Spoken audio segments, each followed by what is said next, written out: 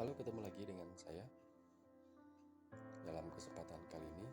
Dan dalam video kali ini saya akan mencoba membahas mengenai etika konsumen saat memberikan review produk atau jasa. Namun perlu saya jelaskan kembali bahwa seluruh informasi yang saya siapkan dalam video ini semata-mata untuk tujuan pendidikan dan bersifat umum. Etika konsumen saat memberikan review produk atau jasa. Pembahasan ini saya ambil dari jurnalhukumonline.com. Pembahasan kali ini akan mengacu pada apa hukumnya jika seseorang memberikan review produk seperti makanan atau minuman atau jasa sesuai dengan kenyataan dan bukti-buktinya dan kemudian di-share di media sosial atau Google Maps. Adakah etika untuk melakukan review produk seperti makanan atau minuman atau jasa di media sosial? Dan bisakah review negatif diadukan pencemaran nama baik produk? Sebelum kita bahas lebih lanjut, coba kita cari tahu dulu apa sih review itu. Review dalam terjemahan bebas bisa diartikan sebagai tinjauan, ulasan, atau komentar yang isinya bisa berupa pendapat atau tanggapan. Dan kemudian karena kita bertindak sebagai konsumen, saat kita memberikan review tersebut, maka di situ berlaku Undang-Undang Perlindungan Konsumen. Menurut pasal 4 huruf D Undang-Undang Perlindungan Konsumen disebutkan bahwa salah satu hak konsumen adalah hak untuk didengar pendapat dan keluhannya atas barang dan atau jasa yang digunakan. Bahkan dari sisi pelaku usaha, dalam pasal 7 huruf E Undang-Undang Perlindungan Konsumen disebutkan bahwa pelaku usaha wajib memberi kesempatan kepada konsumen untuk menguji dan atau mencoba barang dan atau jasa tertentu, serta memberi jaminan dan atau garansi atas barang yang dibuat dan atau yang diperdagangkan tersebut. Secara faktual, pada praktiknya, review yang diberikan konsumen itu berpengaruh signifikan. Jadi, review dari konsumen itu bisa dibilang salah satu hal penting untuk bisa menarik konsumen baru. Kedua, untuk mempertahankan kepercayaan. Dan ketiga, hingga mengetahui penilaian kepuasan konsumen saat membeli produk kita atau jasa pelaku usaha.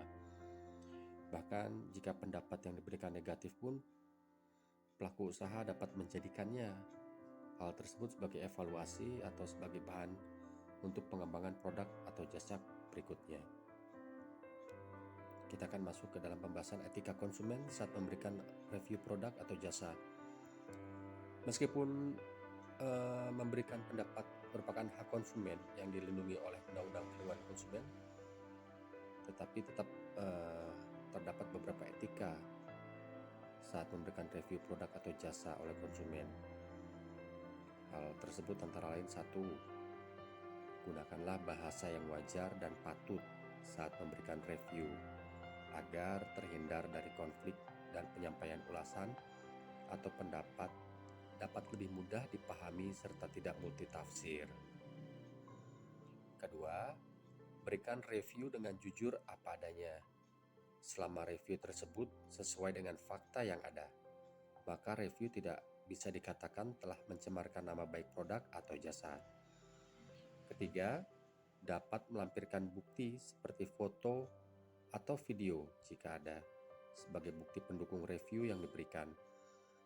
Hal ini juga akan sangat membantu jika di kemudian hari review kita itu dimintakan pertanggungjawabannya oleh pelaku usaha atau jika timbul sengketa. 4. Jika melampirkan bukti seperti foto atau video, perhatikan foto atau video yang diunggah setidak-tidaknya jelas. Misalnya dari segi cahaya, audio, serta kualitas pengambilan gambar. Kelima, usahakan untuk terlebih dahulu menyampaikan keluhan atau kritik secara langsung kepada pelaku usaha. Misalnya melalui direct message, email, kontak layanan pengaduan konsumen yang disediakan, atau kepada pelayan toko atau customer service setempat. Apakah review negatif termasuk pencemaran nama baik?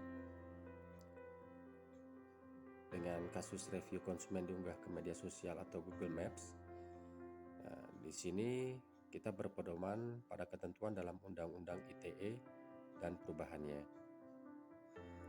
Pencemaran nama baik di media sosial ini diatur khusus dalam pasal 27 ayat 3 Undang-Undang ITE sebagai berikut. Setiap orang dengan sengaja dan tanpa hak mendistribusikan dan atau mentransmisikan dan atau membuat dapat diaksesnya informasi elektronik dan atau dokumen elektronik yang memiliki muatan penghinaan dan atau pencemaran nama baik. Pengertian penghinaan dan atau pencemaran nama baik itu sendiri merujuk dan tidak bisa dilepaskan dari pasal 310 dan pasal 311 KUHP.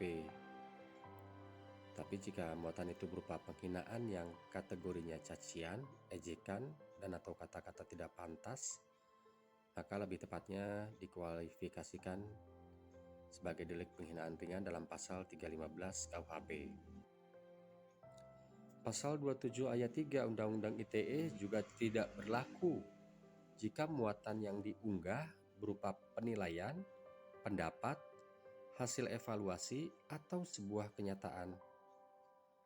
Nah, berdasarkan hal tersebut, oleh karenanya kami berpendapat bahwa berdasarkan SKB Undang-Undang ITE bahwa hukum review produk yang berupa penilaian atau pendapat atas produk atau jasa itu tidak termasuk delik penghinaan dan atau pencemaran nama baik.